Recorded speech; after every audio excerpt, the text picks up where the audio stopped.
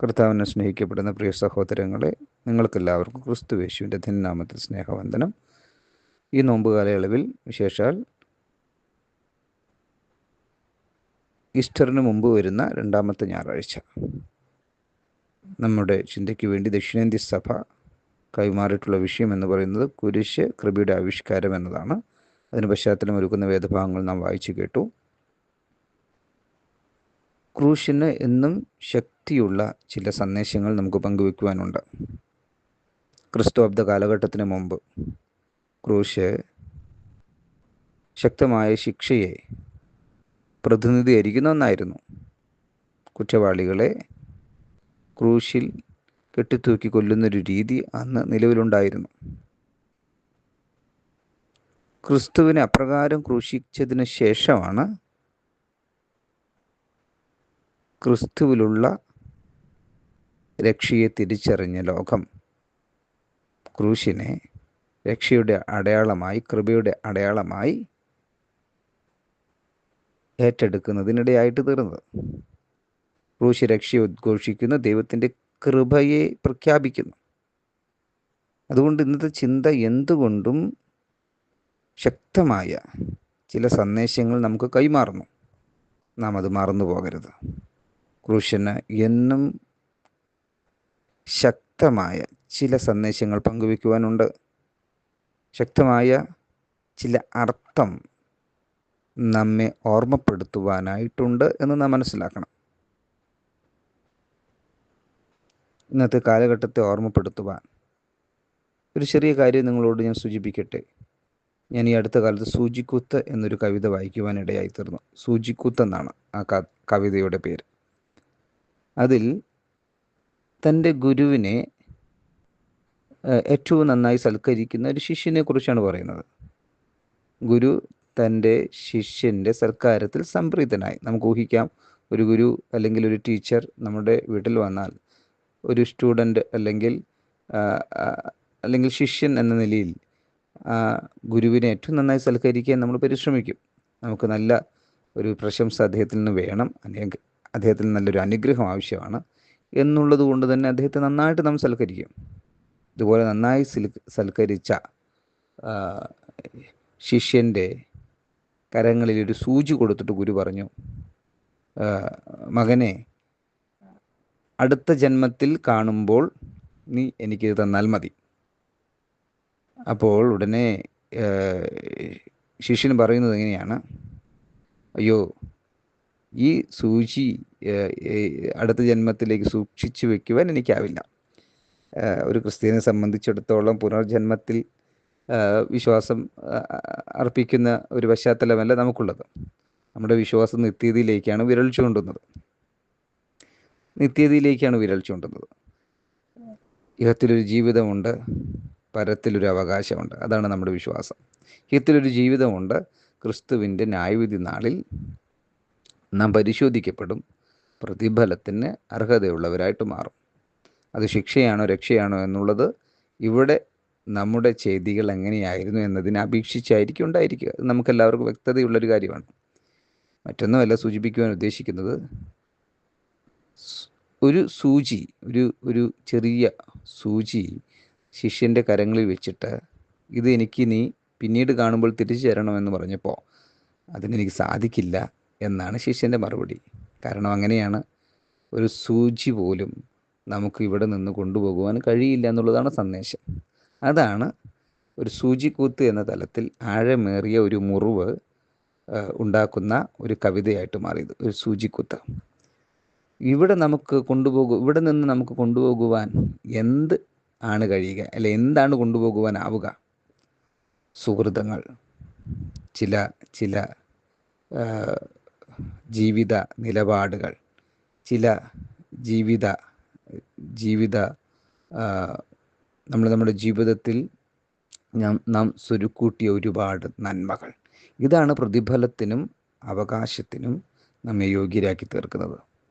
നമ്മുടെ സ്ഥാനം വലുതാണെന്നോ അല്ലെങ്കിൽ നമ്മൾ എത്രമാത്രം ആർജിച്ചിട്ടുണ്ടെന്നോ എന്നുള്ളതൊന്നും ഇവിടെ നമ്മുടെ മുന്നോട്ടുള്ള പ്രതിഫലത്തിന് ഹേതുവായിട്ട് തീരില്ല. എത്രമാത്രം നന്മ നമ്മിലുണ്ടായി, എത്രമാത്രം നീതിയുണ്ടായി, എത്രമാത്രം ദൈവം മുമ്പാകെ വിശ്വസ്തരും വിശുദ്ധരുമായി നാം തീർന്നു എന്നുള്ളതാണ് നമ്മുടെ ജീവിതത്തിൻ്റെ പ്രതിഫലമായിട്ട് മാറുക. നമുക്കെല്ലാവർക്കും അത് അറിയുന്ന കാര്യമാണ്. അപ്പോൾ ഇന്നത്തെ കൃപയുടെ ആവിഷ്കാരം എന്ന തലക്കെട്ട് മുൻനിർത്തി ചില കാര്യങ്ങൾ മാത്രം. ഒന്നാമതായി നിങ്ങളോട് പറയാനുള്ളത്, ന്യായാന്യായങ്ങളെ വിവേചിക്കുക. ന്യായാന്യായങ്ങളെ വിവേചിക്കുക, പ്രതിരോധിക്കുക. എന്തിനാണ് പ്രതിരോധിക്കേണ്ടത്? അന്യായങ്ങളെ പ്രതിരോധിക്കണം, അനീതിയെ പ്രതിരോധിക്കണം, അവിഹിതമായവയെ പ്രതിരോധിക്കണം, അനാചാരങ്ങളെ പ്രതിരോധിക്കണം. വിവേകമായതിനെ സ്വീകരിച്ച് അവിവേകമായതിനെ പ്രതിരോധിക്കണം. ചുരുക്കി പറഞ്ഞാൽ ന്യായാന്യായങ്ങളെ വിവേചിക്കുക, പ്രതിരോധിക്കുക. പഴയ നിയമത്തിൽ മീഖാ പ്രവാചകൻ്റെ പുസ്തകം 7-ാം അധ്യായം, അല്ലെങ്കിൽ അതിന് മുൻ വരുന്ന അധ്യായങ്ങളെല്ലാം പരിശോധിച്ചാൽ തന്നെ ദൈവത്തിൻ്റെ ജനം സംശുദ്ധീകരിക്കപ്പെടേണ്ടവർ തന്നെയാണ് എന്നുള്ള കാര്യം ഇവിടെ ശക്തിയോടെ സൂചിപ്പിക്കപ്പെടുകയാണ്. ന്യായവിധി മുമ്പിലുണ്ട്. ന്യായവിധി ഏവർക്കുമുള്ളതാണ്. ഒരു പരിശോധന അത്യന്താപേക്ഷിതമായിരിക്കുന്നു. ഉചിതമല്ലാത്തവ ജീവിതത്തിൽ നിന്ന് എടുത്തു മാറ്റുക തന്നെ വേണം. സ്വഭാവ ദൂഷ്യങ്ങൾ വേണ്ട, സ്വഭാവ ഹത്യകളും വേണ്ട. ഉള്ളതാണ് സ്വഭാവ ദൂഷ്യങ്ങൾ. സ്വഭാവ ഹത്യകൾ എന്ന് പറയുന്നത് മറ്റൊരാൾക്കെതിരെ ഉപയോഗിക്കുന്ന ചില പ്രയോഗങ്ങളാണ്. ആരെയും ദ്രോഹിക്കേണ്ട, നാം ആർക്കും ഒരു ദ്രോഹമായി തീരുകയും വേണ്ട. നമ്മിലൊരു കളങ്കം വേണ്ട, ലോകത്തെ കളങ്കിതമാക്കി തീർക്കുകയും വേണ്ട. ദൈവം എന്നത് പറയുന്നുണ്ടെങ്കിൽ അത് നമ്മുടെ ജീവിതത്തിൻ്റെ യാഥാർത്ഥ്യമാകണം. ആരാധന എന്നത് ദൈവത്തിങ്കിലേക്ക് അർപ്പിക്കുന്ന ഒന്നാണെങ്കിൽ അതിൻ്റെ പ്രതിഫലനം നമ്മുടെ ജീവിതത്തിലുടനീളം കാത്തു സൂക്ഷിക്കുവാൻ നാം പ്രാപ്തരാവുകയും വേണം.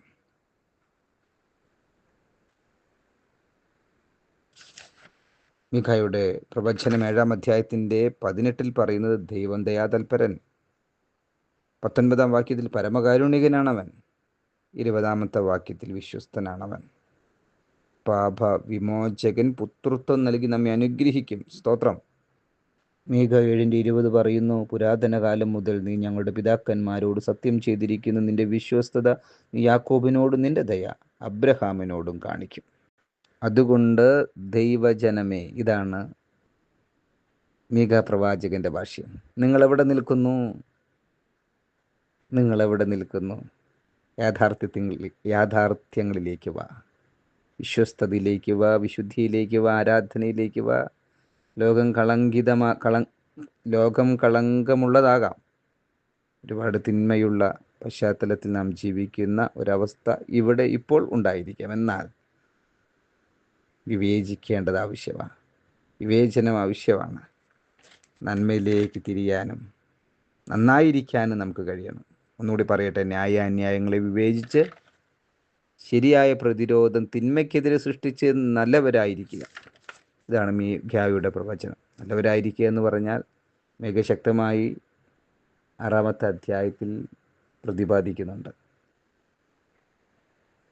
നന്മ എന്തെന്ന് മീഖാ പ്രവചനം 6-ാം അധ്യായത്തിൻ്റെ 8 വാക്യം 8, മനുഷ്യ, നല്ലതെന്തെന്ന് അവൻ നിനക്ക് കാണിച്ചു തന്നിരിക്കുന്നു. ന്യായം പ്രവർത്തിപ്പാനും ദയാതൽപരനായിരിക്കാനും നിന്റെ ദൈവത്തിൻ്റെ സന്നിധിയിൽ താഴ്മയോടെ നടപ്പാനുമല്ലാതെ എന്താകുന്നു യഹോവ നിന്നോട് ചോദിക്കുന്നത്? O man, what is good, and what does the Lord require of you, but to do justice, and to love kindness, and to walk humbly with your God. ഒന്നുകൂടി ശ്രദ്ധിക്കുക. ഇങ്ങനെയാണ് അവിടെ പറയുന്നത്, ന്യായം പ്രവർത്തിക്കുക, ദയാതൽപരരായിരിക്കുക, നിന്റെ ദൈവത്തിൻ്റെ സന്നിധിയിൽ താഴ്മയോടെ നടക്കുക. ദൈവത്തിന് സ്തോത്രം. മീഖാ പ്രവാചകൻ്റെ കാലഘട്ടം അവിടെ നിന്ന് മാറി 5-6 നൂറ്റാണ്ടുകൾ പിന്നിട്ടപ്പോൾ 1 പത്രോസ് 2-ാം അധ്യായം 17 മുതൽ 24 വരെയുള്ള ഭാഗങ്ങൾ, അത് ശക്തമായ ചില പ്രഖ്യാപനങ്ങളും കൊണ്ട് ചില കാലഘട്ടങ്ങളെ വീണ്ടും ഒന്ന് പരിശോധിക്കുവാൻ ആവശ്യപ്പെടുകയാണ്. വാസ്തവത്തിൽ 1-ാം നൂറ്റാണ്ടിൽ പത്രോസ് തൻ്റെ പത്രോസ് ഒന്നാം നൂറ്റാണ്ടിൽ സഭയോട് തന്നെയാണ് സംസാരിക്കുന്നതെങ്കിലും ഈ ഒരു വേദപുസ്തക പാരമ്പര്യം, എഴുതപ്പെട്ട വേദപുസ്തക പാരമ്പര്യം മുന്നോട്ട് സഞ്ചരിക്കുമ്പോൾ, നൂറ്റാണ്ടുകൾ മുന്നോട്ട് സഞ്ചരിക്കുന്നതായ സമയത്ത് അന്നത്തെ കാലഘട്ടത്തിലെ സഭ കൂടുതൽ വളർന്ന് വികസിക്കുന്ന ആദ്യ നൂറ്റാണ്ടുകളിലെ ജനത്തോട് സംവാദിച്ചു കൊണ്ടിരിക്കുന്ന മനോഹരമായ രംഗമാണ് ഞാൻ ഒന്നുകൂടി ആവർത്തിക്കുവാൻ ഇഷ്ടപ്പെടുന്നത്. ഇന്ന് അവിടെ നിന്ന് മാറി 2026 എത്തിച്ചേരുമ്പോൾ ഈ ഒരു പശ്ചാത്തലത്തിൽ നിന്ന് വ്യത്യാസമുള്ള ഒരു കാലഘട്ടം ആയിട്ട് നമ്മുടെ കാലഘട്ടവും തോന്നുന്നില്ല. എല്ലാ കാലഘട്ടവും ഒരുപാട് അന്യായങ്ങളെ മുന്നിൽ കൊണ്ടുവരുന്ന കാലഘട്ടങ്ങളാണ്. ഇവിടെയെല്ലാം ഓരോ വ്യക്തിയും ഈ പറയുന്ന അന്യായങ്ങളെ വിവേചിച്ച് ജീവിക്കുവാൻ ശ്രദ്ധിക്കേണ്ട ഒരു കാലഘട്ടം തന്നെയാണ്. അതുകൊണ്ട് തന്നെ ഈ വേദഭാഗങ്ങളൊക്കെ എല്ലാ കാലഘട്ടങ്ങൾക്കും ഒരുപോലെ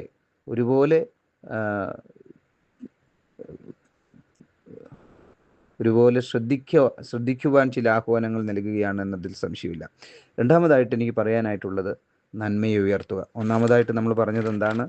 ഒന്നാമതായി നമ്മൾ സൂചിപ്പിച്ചത് ന്യായാന്യായങ്ങളെ വിവേചിച്ച് പ്രതിരോധിക്കുക എന്നുള്ളതാണെങ്കിൽ, 2-ാം അധ്യായത്തിൽ ഈ ന്യായാന്യായങ്ങളെ വിവേചിക്കുന്ന മനുഷ്യൻ നന്മയെ ഉയർത്തുവാൻ പ്രാപ്തയായിട്ട് മാറണം. ന്യായവിധി ക്രിസ്തുവിൻ്റെ പ്രത്യക്ഷതയിലേക്കാണ് വിരൽ ചൂണ്ടുന്നത്. ന്യായവിധി പഴയ നിയമകാലഘട്ടത്തിൽ ന്യായവിധിയെ ഓർമ്മപ്പെടുത്തുന്ന രീതി ഒന്നുകൂടി വ്യത്യാസം വരികയാണ്. ഇവിടെ ക്രിസ്തു ആഗമിച്ചിരിക്കുകയാണ്, ക്രിസ്തു വന്നിരിക്കുകയാണ്.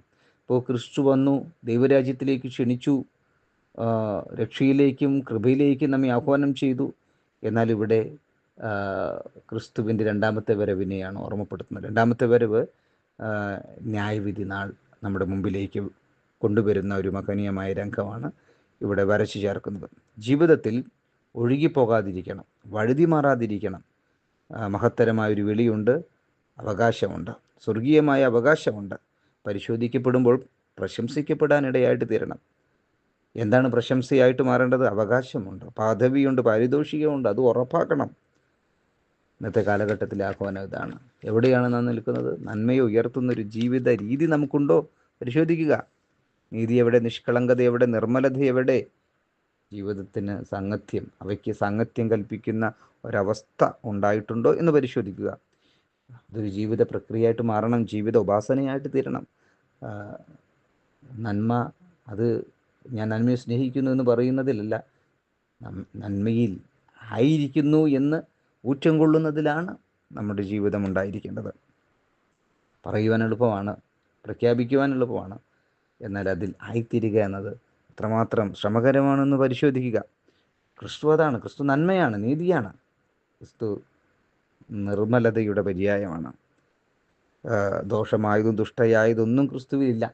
അതുകൊണ്ട് തന്നെ ക്രിസ്ത്യാനി എന്ന് ഊറ്റം കൊള്ളുന്ന നാം ചെയ്യുന്ന പ്രവർത്തനങ്ങൾ നന്മയ്ക്ക് ഹേതുവായി ഭവിക്കുന്നില്ലെങ്കിൽ, നീതിയുക്തമായില്ലെങ്കിൽ ഒരിക്കലും ഒരു ക്രിസ്ത്യാനിയായി തീരുവാൻ നാം അർഹരല്ല, ആ പേരിന് യോഗ്യരുമല്ല. ക്രിസ്തു ഇവിടെ പ്രഖ്യാപിക്കപ്പെടുകയും വിളംബരം ചെയ്യപ്പെടുകയുമാണ് വേണ്ടത്. അതാണ് ക്രിസ്തുവിൻ്റെ ക്രൂശിൻ്റെ ഉത്തരവാദിത്വം എന്ന് പറയുന്നത്. അത് എല്ലാ തിന്മയിൽ നിന്നുള്ളൊരു വിടുതലും എല്ലാ നന്മയിലേക്കുള്ള ഒരു കൂടിച്ചേർക്കലുമാണ് ക്രിസ്തുവിൻ്റെ കുരിശ് എന്ന് പറയുന്നത്.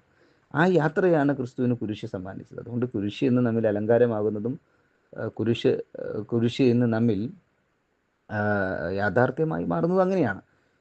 ക്രൂശ് നമ്മുടെ ഹൃദയത്തിലും നമ്മുടെ ദേവാലയത്തിലുമൊക്കെ ഉയർന്നു നിൽക്കുന്നതിൻ്റെ പശ്ചാത്തലം എന്ന് പറയുന്നത് നന്മയെയും നീതിയെയും പ്രഘോഷിക്കപ്പെടുന്ന ഒരു പശ്ചാത്തലത്തിലാണ്. അതുകൊണ്ട് തന്നെ ക്രിസ്തു ഇവിടെ നമ്മിൽ ഉയർന്നു നിൽക്കണം നന്മയായിട്ട്. പ്രിയമുള്ളവരെ, മൂന്നാമതായിട്ടുള്ള ചിന്ത എന്ന് പറയുന്നത് ലോകത്തെ നവീകരിക്കുക, പുനരുദ്ധരിക്കുക എന്നുള്ളതാണ്. വിവേചിക്കുന്ന നാം, ന്യായാന്യായങ്ങളെ വിവേചിക്കുന്ന നാം നന്മയെ ഉയർത്തുകയും ലോകത്തെ നവീകരിക്കുകയുമാണ് ചെയ്യുന്നത്. ഇന്ന് വായിച്ചു കേട്ട സുവിശേഷ വേദഭാഗം വിശുദ്ധ മാർക്കോസ് സുവിശേഷം 10-ാം അധ്യായത്തിൻ്റെ അവസാന ഭാഗമാണ്. ആ അവസാന ഭാഗത്തിൽ ഉള്ള ആഹ്വാനം എന്ന് പറയുന്നത് യേശു നിന്നെ വിളിക്കുന്നു. പ്രത്യേകം ശ്രദ്ധിക്കണം, യേശു നിന്നെ വിളിക്കുന്നു. ഇത് ബർത്തിമായിയോടുള്ള ശിഷ്യഗണങ്ങളുടെ ഒരു ആഹ്വാനം. ആദ്യ ശിഷ്യഗണങ്ങൾ പറഞ്ഞു ഇവൻ്റെ നിലവിളി കേട്ടിട്ട്. അത് അവർക്ക് അരോചകമാണ്. ബർത്തിമായിയുടെ നിലവിളി ശിഷ്യഗണങ്ങൾക്ക് അരോചകമായിട്ട് ബർത്തിമായോട് പറഞ്ഞു, മിണ്ടരുത്. എന്താണ് ഇന്നത്തെ സുവിശേഷ വേദഭാഗങ്ങളുടെ പശ്ചാത്തലം?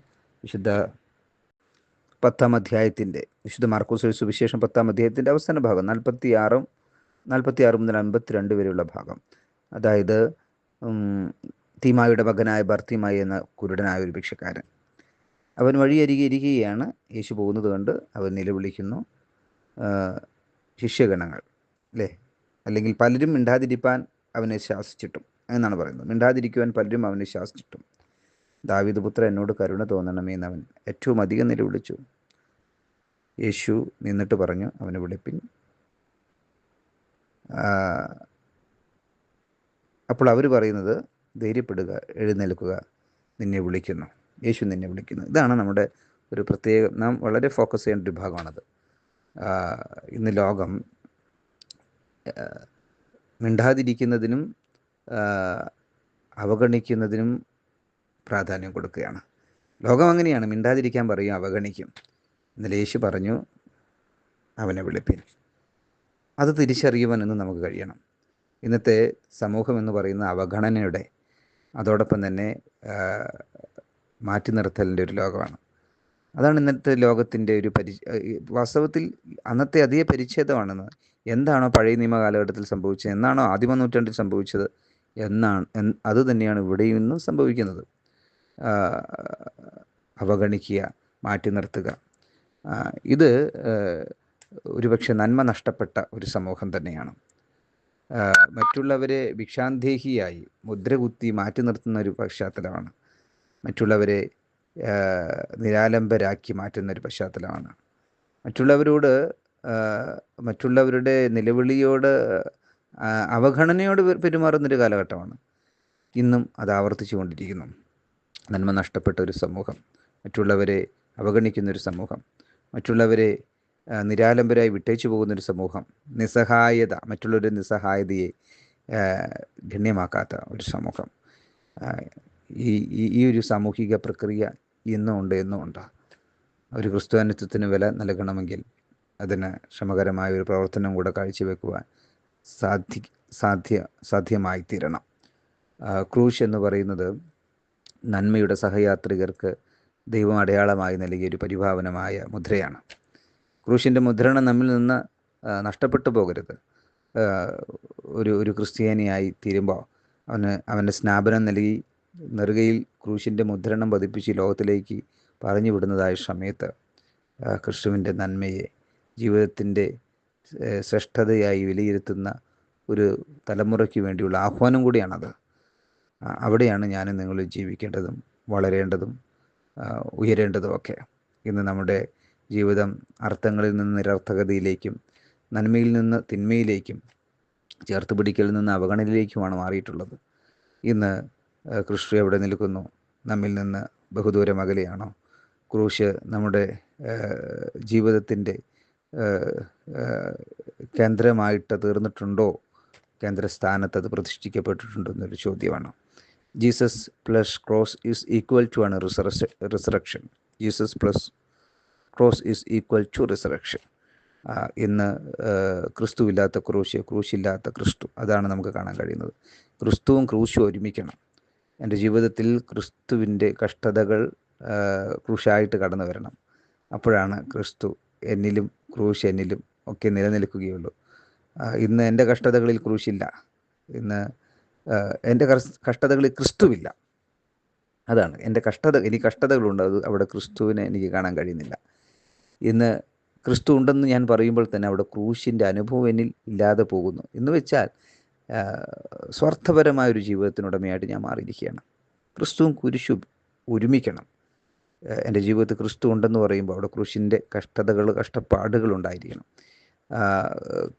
ഞാൻ അനുഭവിക്കുന്ന കഷ്ടങ്ങളിലും സഹനങ്ങളിലും അവിടെ ക്രിസ്തു ഉറപ്പാക്കപ്പെടണം. അവിടെയാണ് എൻ്റെ ഉദ്ധാനം എനിക്ക് കാണാൻ കഴിയുക. ഉദ്ധാനത്തിൻ്റെ മഹനീയ അനുഭവത്തിലേക്ക് ഞാൻ കരം കോർക്കപ്പെടുക, നയിക്കപ്പെടുക. ദൈവത്തിൻ്റെ സ്തോത്രം. നിർത്തട്ടെ. ഒന്നാമതായിട്ടും ഒരു വിവേചനം, ഒരു വിവേചന ബുദ്ധി നമുക്ക് ആവശ്യമാണ്.